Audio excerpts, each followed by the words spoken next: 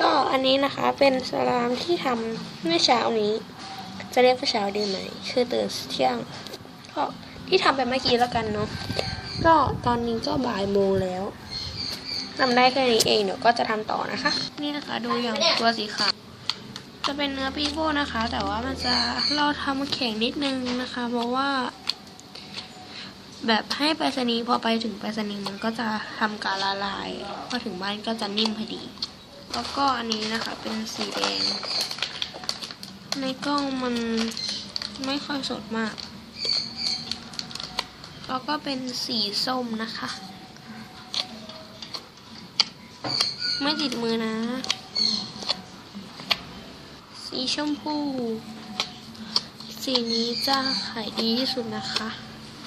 ก็นี่จะเป็นอย่างนี้อันนี้มันย้อนแสงค่อนข้างย้อนแสงนะคะสีก็เลยแบบเพี้ยนนิดนึงแล้วก็อันนี้เป็นสีเขียวอันนี้ทำเป็นสูตรฟูฟองนะแต่ว่าตอนนี้มัน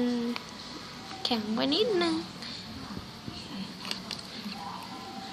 มันก็สีอย่างนี้นะคะแต่อันนี้เป็นสีเขียวอ่อนๆนะมันจะมีเขียวหลายแบบอันนี้เขียวอ่อนแล้วก็จะมีเขียวมรกตด้วยอันนี้ฟ้าใสนะคะคือสีนี้ก็ขายดีอีกสีหนึ่งนะคะนี่นะจ๊ะนี่นะคะตัวนี้เป็นสียาคูนะคะมันจะแบบว่าเข้มกว่ายาคูนิดนึงเป็นเนยอะค่ะสีเนยเต็มกระปุกนะ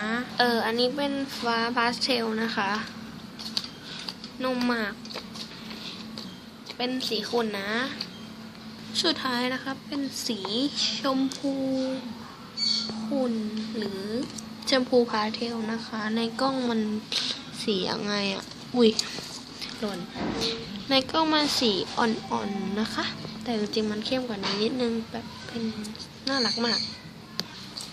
ก็นี่นะคะนี่ด้วย